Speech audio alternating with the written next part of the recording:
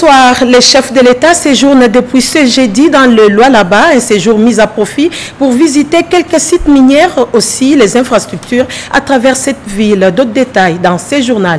Et puis on a assisté ce matin à une vive tension autour du stade des Martyrs, des échanges entre les musulmans de deux camps adverses et qui ont voulu empêcher l'intervention de la police, faisant que la clôture du mois du Ramadan ne s'est pas déroulée en toute quiétude.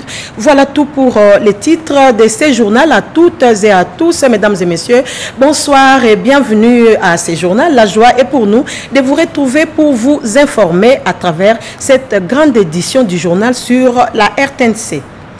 Le président de la République, vous le savez, séjourne à Kolwezi, mais avant de se rendre dans cette ville, le président Félix-Antoine Tshisekedi a réuni le Conseil provincial de sécurité du Haut-Katanga. Le commandant suprême des forces armées a donné des instructions et directives pour maintenir l'ordre et la sécurité dans cette partie du pays. Le président de la République a aussi conféré avec le patriarche Gabriel Koumanza.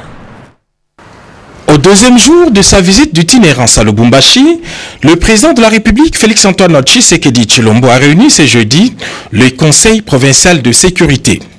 En présence du Premier ministre Jean-Michel Sama Lukonde, du vice-premier ministre et ministre de l'Intérieur, du gouverneur de province et d'autres hauts cadres de sécurité, les commandants suprêmes des forces armées ont fait l'évaluation de la situation sécuritaire relativement calme dans la province du Haut-Katanga. Des instructions claires ont été données aux services de défense et de sécurité afin de maintenir l'ordre et garantir la sécurité à la population louchoise et katangaise. Au cours de la même journée, le président de la République, Félix-Antoine Tshisekedi Tshilombo, a rendu visite au patriarche Gabriel Koumanza dans sa résidence du Golfe. Cadres et militants de sa formation politique, l'UNAFEC, se sont mobilisés pour ovationner le chef de l'État. Félix-Antoine Tshisekedi Tshilombo et Gabriel Koumanza entretiennent une relation particulière, tous étant issus de la souche politique UDPS. Dans toutes ses sorties médiatiques, Baba Kyungu n'a jamais caché son soutien au président de la République, dont l'avènement à la magistrature suprême et la consécration de la lutte politique qu'il a entamée depuis la fin des années 80 avec ses 12 autres collègues parlementaires, parmi lesquels Dr Étienne Tshisekedi Wamulumba. Comme il l'avait déclaré la veille à la place de la Poste, le président de la République a appelé à l'unité nationale. Il a aussi invité la population à bannir tout discours de division.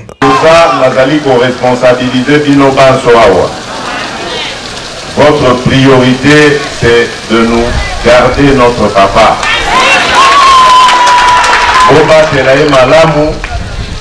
C'est une richesse, une des dernières que nous avons encore en République démocratique du Congo.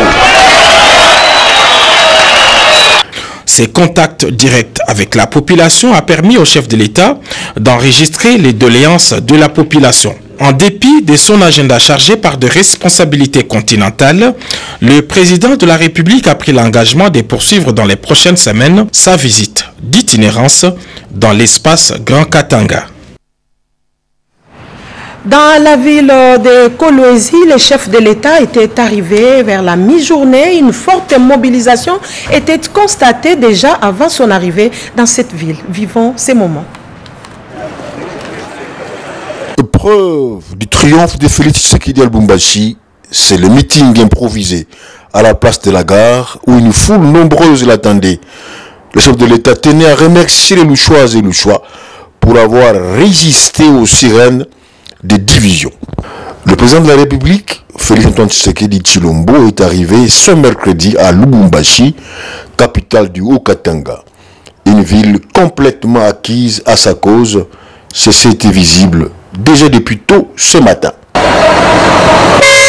Le chef de l'État revenu de Kampala, capitale ougandaise, où il a participé à la cérémonie d'investiture du président Yoweri Museveni, aux côtés d'autres homologues africain venu pour la circonstance. Pendant son bref séjour dans la ville qui plus fait, le garant de la nation va mettre à profit sa présence, notamment en recevant les autorités politiques administratives et les personnalités de différents horizons. Le programme de cette visite comprend ce jeudi matin, peu avant son départ pour Kolwezi, la tenue d'un conseil de sécurité de la province du Haut-Katanga. Parmi les personnalités présentes à l'aéroport cet après-midi, on retient le Premier ministre Sam Malou Kondé, le gouverneur de la province Jacques Kaboula, le directeur du cabinet du président Guylaine Niembo. Le chef de l'État a aussi salué de nombreux autres notables nationaux ou locaux. C'est donc dans cette ambiance chaleureuse qu'une immense foule a envoyé l'aéroport et ses environs pour l'accueil triomphal du président Tshisekedi. La preuve, s'il en fallait une, que Félix Tshisekedi a conquis la ville de Lubumbashi. Les appels à la paix et pour déposer les armes se multiplient à l'Ituri. Les chefs des confessions religieuses comme la société civile saluent l'avènement des nouvelles autorités militaires dans cette partie du pays, comme le témoignent ces images. C'est une route d'intérêt national, la RN27, qui relie Bunia à l'Ouganda en passant par les territoires de Djougou et Mahagi, route qui mène également vers le Soudan du Sud via les postes frontaliers de Kengezi Base. Après les opérations de nettoyage menées par ces troupes, le gouverneur de l'Ituri, le lieutenant-général Johnny Luboya Nkashama et son adjoint, le commissaire divisionnaire Alonga Boni Benjamin, sont allés rassurer la population et constater des visus la reprise effective du trafic sur cet axe routier coupé autrefois à plusieurs reprises par des groupes armés, sémant ainsi la terreur et la désolation parmi la population. Cette route sert de voie de ravitaillement en produits de première nécessité vers les centres de consommation. Au centre de négoce de Iga Barrière, le gouverneur de l'Ituri et commandant des opérations, le lieutenant-général Johnny Luboya, a pris langue avec la population venue lui soumettre ses doléances axées essentiellement sur la multiplicité des taxes et les tracasseries auxquelles elle fait face sur ce tronçon. Nous saluons le travail des FARDC et de la police. Ils ont en tout cas libéré ce tronçon.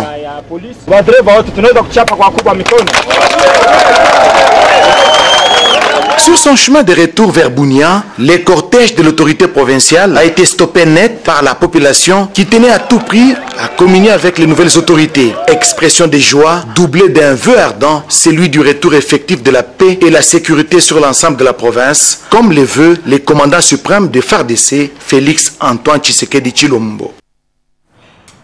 Là, vous venez de suivre la visite de plus de 20 km d'une barrière qui se trouve à Iga. Nous sommes à Bunia. Occasion était posée pour le gouverneur militaire de procéder à l'ouverture du trafic sur ces tronçons qui relient Bunia à Mahagi via Djougou. Restons toujours à Ituri pour cette rencontre de l'autorité provinciale avec quelques réfugiés. La province de l'Ituri, issue du démembrement de l'ancienne province orientale, est l'une des provinces les plus riches de la RDC du fait de son sous-sol riche en or et pétrole. Avec une population estimée à plus de 9 millions d'habitants, cette province est secouée par de nombreux conflits, des groupes armés négatifs, locaux et étrangers, ce qui a forcé des milliers de déplacés internes et des réfugiés à se diriger vers le pays voisin, l'Ouganda. Le nombre que nous avons dans les statistiques récentes, c'est que nous avons plus ou moins 1 500 000 déplacés internes dans principalement Irumu et Djougou.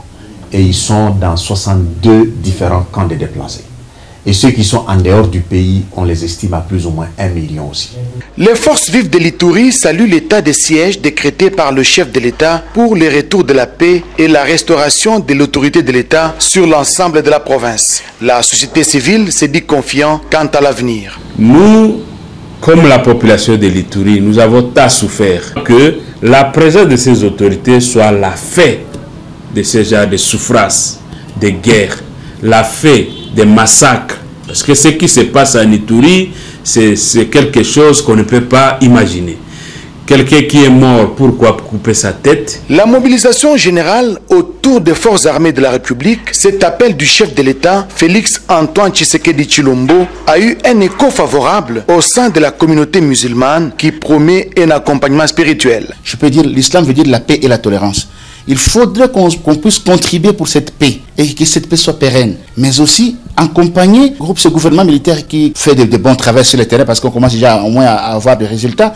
Ça nous fait plaisir, ça fait confiance. L'armée a le soutien de la population. Tous comme un seul homme autour des FARDC pour barrer la route aux ennemis du développement. En tout cas, c'est le souci de tout Congolais épris de paix. Les gouverneurs militaires du Nord Kivu étaient en séance de travail avec les officiers supérieurs de la 34e région militaire, aussi avec le commandement des opérations Soukola 2 et les commandants du commissariat provincial de la PNC. Ces derniers ont tous exposé sur les opérations qu'ils ont amenées sur terrain, aussi comment cela pourrait se dérouler réellement.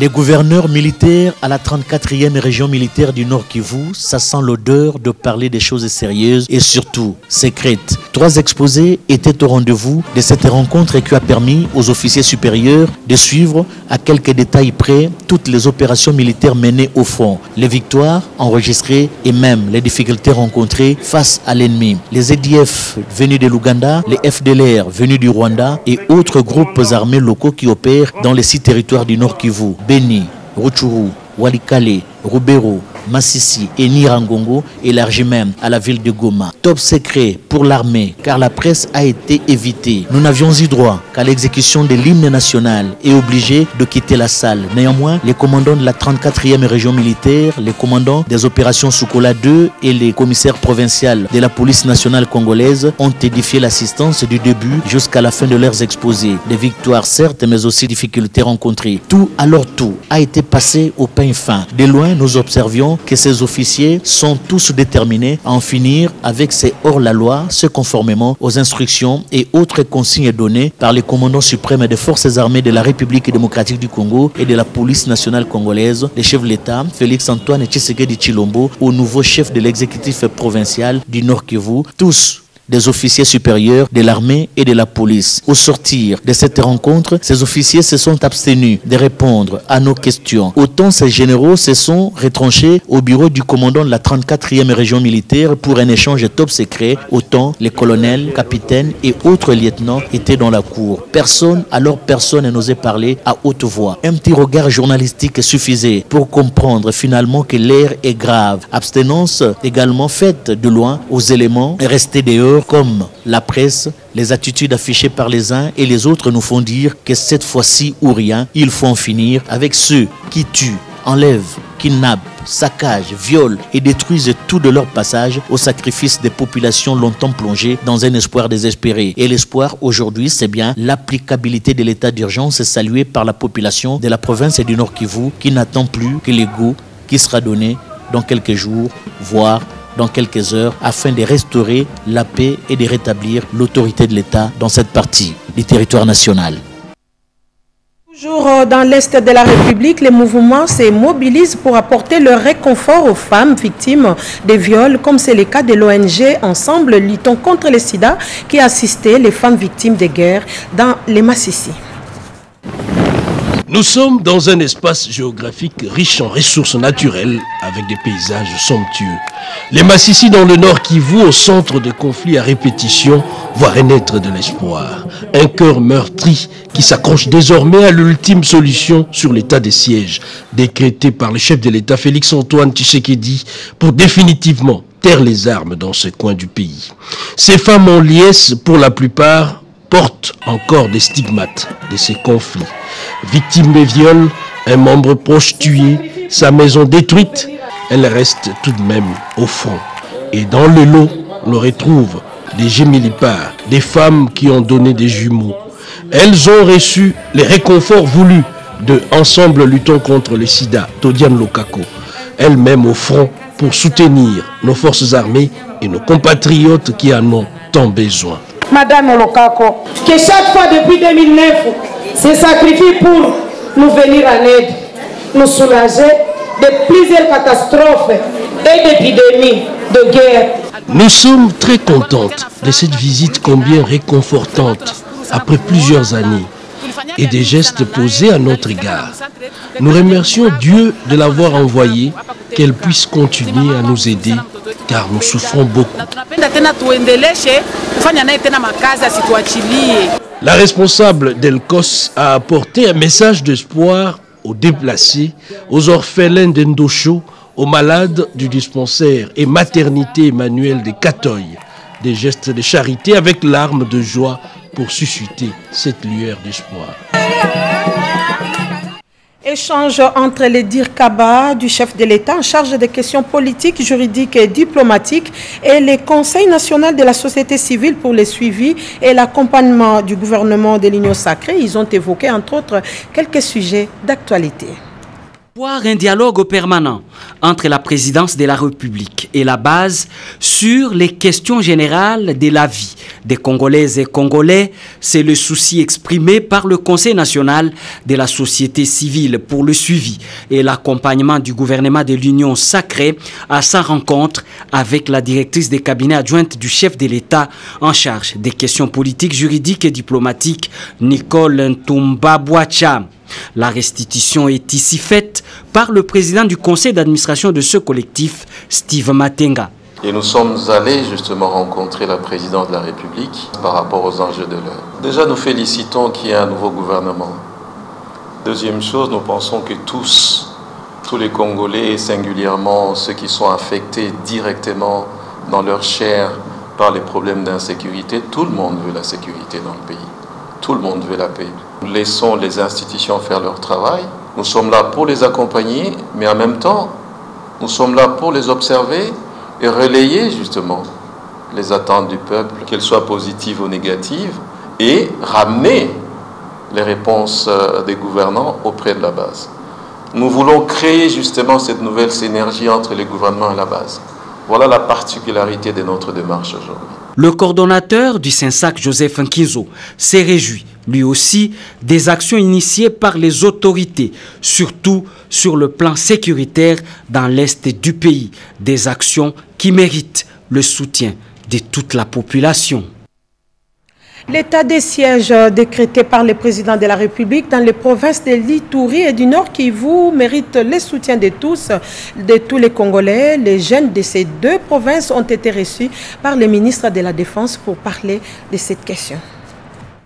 Les jeunes des provinces de l'Ituri et du Nord Kivu soutiennent l'état de siège décrété il y a peu par le président de la République, Félix Antoine Tshisekedi Tshilombo. Cette jeunesse a été reçue par le ministre de la Défense nationale et ancien combattant, le docteur Gilbert Kabanda Kourenga. Puisqu'il faut le dire, ces jeunes des provinces du Nord Kivu et de l'Ituri ont apporté des propositions claires et précises dans le cadre d'une contribution pour la réussite de l'état de siège. Et c'était pour nous l'occasion de lui apporter nos propositions par rapport à l'état de siège décrété par son Excellence, M. Félix Antoine Tshisekedi Tshilombo, chef de l'État dans la province du Nord Kivu et de l'Ituri. Ils en appellent à la vigilance tout azimut de tous les jeunes. Nous demandons à toute la jeunesse d'accompagner les mesures prises par les chefs de l'État et de ne se pas laisser manipuler par les politiciens en mode de positionnement. Nous demandons à nos frères qui sont à Beni, à nos frères qui sont au Nord Kivu, d'accompagner la vision du chef de l'État de siège, de collaborer directement avec l'armée et d'avoir la confiance à cette armée-là. Ça, c'est l'armée congolaise pour éradiquer totalement les groupes armés qui endeuillent nos populations au Nord Kivu, en Ituri et dans l'espace est de la République démocratique du Congo. Le ministre de la Défense nationale a fait savoir à cette jeunesse que le retour de la paix dans les provinces du Nord Kivu et de l'Ituri demeure une priorité pour le gouvernement de l'Union sacrée de la nation. Rendons-nous au Sénat où le président de cette institution a conféré avec une délégation de la SNEL venue parler de ses problèmes et puis avec l'espace Grand Kassai qui souhaite voir le poste de premier vice-président du Sénat être occupé. De l'autre côté, le deuxième vice-président a échangé avec les députés honoraires du Grand Équateur. Que soleil dorme, Inga veille, la maxime était valable dans l'histoire. Aujourd'hui, le spectacle est dominé par les coupures intempestives de l'électricité. Les causes sont multiples. SNEL SA est une société commerciale dont l'État est le seul actionnaire. Ces problèmes, ces difficultés ont été portés sur la table du président du Sénat, l'honorable Modeste Bahati Lukwebo. C'est le président du conseil d'administration, André Alain Atundu Liongo, qui a conduit la délégation SNEL. Le vol des câbles, le vol de cornières qui entraîne la chute des pylônes, le manque à gagner sont autant des problèmes que le président de la Chambre haute va aider à résoudre. À l'interne, le bureau du Sénat a un poste vacant, celui du premier vice-président occupé jadis par le sénateur Sami Badi Bangantita. Les sénateurs membres de l'espace Kasaï estiment qu'au cours de cette session, ce vide devait être comblé. Ces élus, des élus du Kasaï central, du Kasaï oriental, de la Lomami et du Sankourou ont réitéré à l'occasion leur indéfectible soutien au président de la République, Félix-Antoine Tshisekedi Tshilombo. Il faut rappeler au passage qu'ils sont 16 qui sont membres de l'Union sacrée de la nation sur le 20 que compte le Sénat.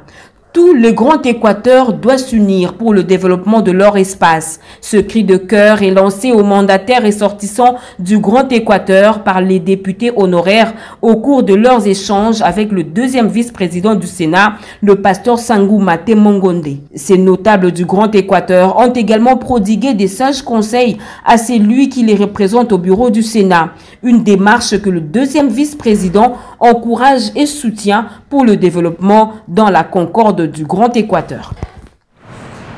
Les musulmans ont clôturé leur mois de Ramadan aujourd'hui, mais les désordres ayant caractérisé la clôture de ce mois de Ramadan a préoccupé les autorités du pays qui se sont réunies autour du vice-premier ministre en charge de l'environnement, Eve Bazaïba, pour examiner cette question.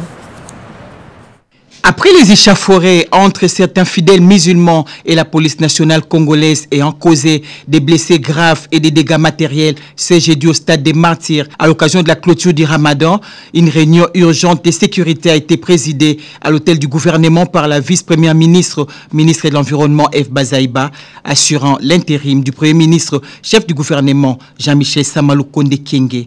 Le ministre de Médias, porte-parole du gouvernement, Patrick Mouyaya, a fait le compte-rendu de la réunion. Nous avons 46 policiers qui ont été blessés, dont 8 qui sont dans un état grave. Certains fidèles l'ont été aussi du fait de la barbarie de certains. Nous déplorons également beaucoup des pertes matérielles parce qu'il y a une Jeep de la police qui a été calcinée et 11 autres qui ont été touchés. Le gouvernement, le Premier ministre, d'où il se trouve à Lubumbashi, a demandé à la vice-premier ministre, ministre de l'Environnement, de tenir cette réunion pour que nous puissions faire le point de la situation globale et tirer les conséquences qui s'imposent, pour que tous ceux qui, de près ou de loin, sont responsables de ces actes en répondent devant la justice. Juste après, l'équipe gouvernementale et les autorités de la police comme de l'armée ont rendu une visite de réconfort aux blessés internés à Haché Hospital. Nous sommes tous choqués de voir la barbarie avec laquelle on a touché au symbole de l'État. Vous savez que les policiers sont ceux qui sortent matin et soir pour nous protéger. Et lorsqu'ils sont sortis de la maison, ils ont laissé femmes et enfants subir un tel sort parce qu'ils allaient sécuriser les autres compatriotes qui devaient célébrer la fin du Ramadan. C'est totalement inacceptable. Le gouvernement va s'engager à suivre de près l'évolution de chacun avec l'équipe médicale pour voir dans quelle mesure on va leur apporter l'assistance nécessaire durant tout ce temps. Ce qui est certain est que les auteurs de ces actes criminels ne resteront pas impunis, a conclu les porte-parole du gouvernement. On a assisté à des scènes désolantes de fractions de la communauté islamique du Congo en désaccord sur la légalité des personnalités ayant en charge la direction de cette communauté. Cela n'a pas facilité la clôture en beauté du mois de Ramadan en RDC. Des précisions avec David Moubenga. La cérémonie de clôture du mois de Ramadan, qui d'habitude a toujours été une manifestation festive, a malheureusement tourné à l'emeute ce jeudi 13 mai 2021 à l'esplanade du stade des Martyrs. Un groupe d'individus non autrement identifiés agissant au nom d'une frange de musulmans opposés au président de la communauté islamique au Congo, Komiko, l'imam Cheikh Abdallah Mangala Louaba, a fait irruption sur les lieux de la manifestation pour troubler le déroulement normal de cette cérémonie par des jets de pierre, créant ainsi la panique et la désolation. Aussitôt appelés à la rescousse, les éléments de la police nationale congolaise sont intervenus et ont réussi à disperser les fauteurs de troubles à coups de grenades lacrymogènes. 4 véhicules de la police ont été endommagés, dont un brûlé. Ce vent de violence a touché même la résidence du président de la Comico, où 2 véhicules ont été incendiés et des vivres destinés aux prisonniers emportés. Signature du document de financement du projet Kinelenda signé entre la Banque mondiale et le gouvernement congolais. La cérémonie a été présidée par le ministre des Finances, nous dit Ricky Nzozé. Avec un accord de financement d'un demi-milliard de dollars américains, le projet Kinelenda va se focaliser sur la modernisation des infrastructures dans le secteur de l'énergie et de l'urbanisme dans la ville de Kinshasa. La signature a mis ensemble le ministre d'État, ministre de l'Urbanisme et Habitat, Pius Mwabilumbayo, le ministre d'État, ministre du Développement rural, François Robota, le ministre des Finances, Nicolas Kazadi, le gouverneur de la ville-province Kinshasa, Gentini Ngobila, et Christopher Carré, directeur des opérations de la Banque mondiale en République démocratique du Congo, ainsi que plusieurs autres partenaires. La réalisation de ce projet réduira sensiblement l'écart entre la démographie galopante de la ville et les infrastructures de base restées statiques. Selon le ministre des Finances, Nicolas Kazadi Kadimanzouji, Kinelenda va contribuer aux efforts de développement de la ville de Kinshasa, capitale de la République démocratique du Congo. La particularité de l'actuel financement consiste à contribuer de façon efficace à un développement urbain de la ville-province. L'aménagement des infrastructures n'a pas suivi pour plusieurs raisons, dont le manque de moyens et peut-être aussi la mauvaise approche. Et tous ces défis vont être en partie relevés par ce projet. Ce projet est une véritable bouée de sauvetage pour la rénovation de Kinshasa la Belle. Kinoises et Kinois vont voir s'améliorer leurs conditions de vie et près de 170 000 emplois seront créés dans les secteurs de l'eau, de l'électricité, de l'urbanisme et habitat. Vous avez reconnu la voix d'Edi Chala. Quelle stratégie mettre en place pour prévenir les conflits entre les communautés en RDC? La question a fait l'objet d'un débat lors de l'atelier tenu ici à Kinshasa, lequel a réuni les différents ministères et autres institutions sectorielles. Ils sont en atelier depuis ce jeudi pour valider la stratégie nationale de prévention des conflits et de support à la résilience des communautés en RDC. Les participants venus des différents ministères et autres structures et institutions sectorielles ont eu des encouragements du directeur de cabinet adjoint du président de la République, André Ouamesso, qui a ouvert les travaux. Au nom de son Excellence, Monsieur le Président de la République, chef de l'État, Félix Antoine Tshisekedi Tshilombo, je déclare ouvert cet atelier et bon travail à tous les participants. Pour le numéro 1 de la coordination des ressources extérieures et du suivi des projets CRESP, la RDC veut stabiliser ses provinces par la résolution des conflits qui fragilisent plusieurs secteurs de la vie nationale. Avec l'appui de la Banque mondiale, Joe Doumbikabangu encourage l'appropriation et la mise en œuvre de ce document de stratégie à produire. La stratégie ainsi soumise à vos réflexions se décline en 4 piliers, à savoir 1. La gouvernance, 2. L'accès à la justice et la lutte contre l'impunité, 3. La sécurité et la stabilisation, enfin 4. L'inclusion socio-économique et le relèvement communautaire. Le directeur des opérations de la Banque mondiale a pour sa part souligné l'importance de concilier ambition et réalité. Le conseil d'administration de la Banque mondiale va être très attentif à 2 choses qui peuvent paraître contradictoires. D'une part, c'est l'ambition de la stratégie, mais d'autre part, il faut que les jalons soient réalisables. La RDC est résolument engagée sur la voie de la pacification.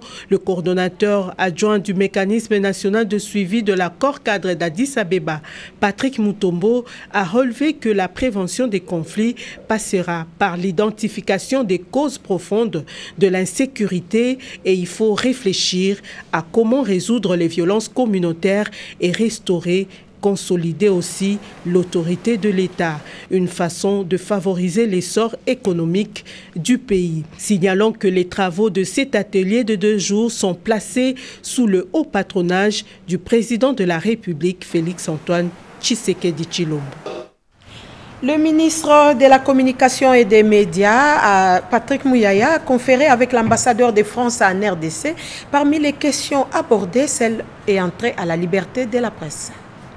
Des images qui témoignent l'engagement du pays d'Emmanuel Macron, président français, ici représenté par son ambassadeur accrédité à Kinshasa, d'œuvrer à côté de son homologue congolais, Félix Tshisekedi, en matière de la liberté de la presse. Le gouvernement et les partenaires français étaient aux côtés de la RDC dans différents projets que nous pouvons mener ensemble pour justement développer le secteur de la communication, travailler ensemble à ces sujets. C'est bien sûr le lancement d'une réflexion et qui aboutira très prochainement. On aura l'occasion d'en reparler. Au cours de cette audience accordée par le ministre de la Communication et Médias, porte-parole du gouvernement, François Poujalas félicite Patrick Mouyaya Katembwe pour sa nomination au gouvernement Sama Lukonde. Pour ces premiers, cet ancien journaliste congolais incarne à sa place la vision du chef de l'État au sujet de la modernisation de la RDC. Et j'ai trouvé qu'il l'incarnait parfaitement par aussi son parcours politique. Autre thématique abordée, le partenariat gagnant-gagnant entre le pays de Lumumba et celui de Jeanne d'Arc. Ensuite, compte tenu de l'étroitesse des liens de partenariat qui unissent nos 2 pays, je crois qu'il est important de rencontrer celui qui, côté officiel congolais, peut expliquer ce que nous faisons ensemble et faire en sorte que le message passe bien pour que tous les acteurs se rendent compte de ce que nous faisons. La France, partenaire privilégié de la RDC dans plusieurs secteurs de la vie, estime que depuis l'avènement de Félix-Antoine Tshisekedi au sommet de l'État, son gouvernement manifeste une volonté d'aider les médias, de travailler en toute liberté, signe d'une démocratie réussie. J'ai pu apprécier du discours du ministre la confirmation qu'il a d'ailleurs eu l'occasion d'affirmer il y a peu de temps lors de la journée sur la liberté de la presse et des médias.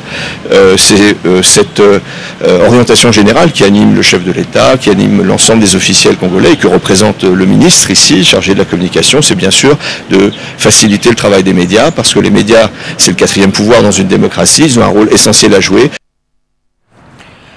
Le secrétaire général de la SICOS et non-né Judith Infundem a signé un contrat de subvention qui a été co-signé par l'ordonnateur national délégué du Fonds européen du développement FED et endossé par la délégation de l'Union européenne en République démocratique du Congo, état des sièges de la SICOS. Cet important projet s'inscrit dans le cadre du 11e FED du programme d'appui à la gouvernance des infrastructures régionales et nationales en Afrique centrale.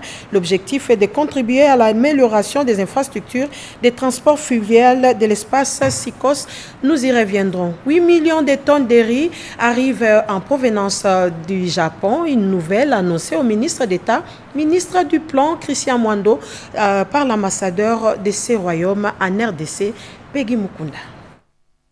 Le Japon veut poursuivre sa coopération bilatérale entre la République démocratique du Congo, cela à travers ses dons alimentaires, le financement dans les domaines de la santé et de l'éducation.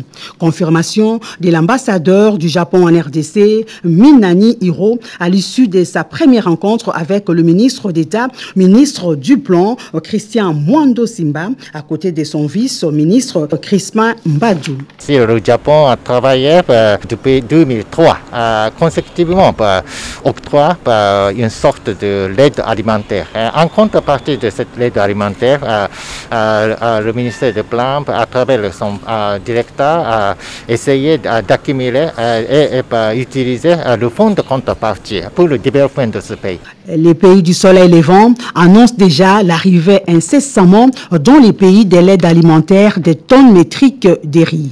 ces dons destinés exclusivement à la vente afin de constituer les fonds de contrepartie du ministère du Plan pour les financements des micro-projets de développement socio-économique. Très positif, le patron du plan, Christian Mwando Simba, a promis à ses hôtes de poursuivre avec les mêmes élans de cette coopération bilatérale entre les deux pays et a rassuré ses interlocuteurs au nom du gouvernement de la République sur l'utilisation à bon escient de la dite aide destinée à la population congolaise. Parlons de la redynamisation des activités de l'UDPS au Congo central. Et là, le secrétaire général de ces partis politiques était à Tchela avec les habitants pour la prise en charge du développement de ces coins à Lembikaya. Sa tournée dans le Congo central n'a pas été seulement politique, elle revêtait aussi les caractères sociaux. Pendant ses interventions partout où il passait, le secrétaire général de l'UDPS appelait aussi la population à s'impliquer dans le développement de leurs milieux respectifs. C'est le cas ici à Tchela, où un compatriote né Congo, ressortissant de ce territoire, a effectivement retenu cette leçon de prise en charge. Ce patriote, à travers la fondation qui porte son nom, est impliqué activement dans l'entretien des routes, des dessertes agricole et il vient en aide aux compatriotes de divers domaines dans cette partie du Congo central. Pour faciliter les transports des habitants des villages les plus reculés et leurs biens, Gaston Goumba a livré une cinquantaine de motos aux jeunes de ces coins. Il a une chambre froide qui approvisionne la cité en vivres frais. C'est impossible pour que les gens puissent accéder à mausolée de feu président Kassavou. Ici nous sommes entre Skam et Ntomboyanga, où il y a eu des bourbiers impossibles et c'est ça que là où je suis en train de dégager, je suis encore sur l'axe Tchela-Nganda-Sundi où aujourd'hui impossible. Nous lançons le cri d'alarme auprès du chef de l'État qu'il vienne en aide pour l'axe Tchela Ntomboyanga, Nganda-Sundi. Aujourd'hui c'est impossible. Moi j'aime tout mon équipement ici, mais je manque du carburant lubrifiant et tous les moyens nécessaires pour affronter cette étape-là. La population de Tchela est très reconnaissante pour ses œuvres de bienfaisance. Le secrétaire général de l'UDPS est non seulement le mobilisateur politique, il est aussi un catalyseur social. Le ministère de l'Emploi, Travail et Prévoyance sociale porte à la connaissance du public congolais en général et du monde du travail en particulier que la journée du lundi 17 mai 2021, journée nationale de la Révolution et des forces armées de la République démocratique du Congo, est déclarée chômée et payée sur toute l'étendue du territoire national.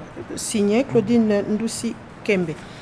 Voilà, c'est la fin de ce journal, mais avant de nous séparer, le rappel des titres. Les chefs de l'État séjournent depuis ce jeudi dans les Lualaba, un séjour mis à profit pour visiter quelques sites minières, aussi les infrastructures à travers cette ville. Et puis, nous avons assisté depuis tôt ce matin à une vive tension autour du stade des Martyrs, des échanges entre les musulmans des deux camps adverses et qui ont voulu empêcher l'intervention de la police, faisant que la clôture du mois de Ramadan ne s'est pas déroulé en toute quiétude. Mesdames et messieurs, c'est la fin de cette édition. Merci de l'avoir suivi. Une édition réalisée par Fifi Bokeme et Simon Kankolongo. Et la coordination était de Louisette Sakala, le concours rédactionnel de Mami Kadima Chaoumba et de Nathalie Bouleti. Roger Moussi était là pour les malentendants. À vous, mesdames et messieurs, merci de votre fidèle attention. Les prochains rendez-vous avec les informations tout à l'heure à 22h avec José Baïtoambo. Un clin d'œil à une des fidèles téléspectatrices de ce journal, une femme entrepreneur, Chibicha Bene. Moi, je vous retrouve le jeudi prochain, même heure, même chaîne. Portez-vous bien. Bonsoir.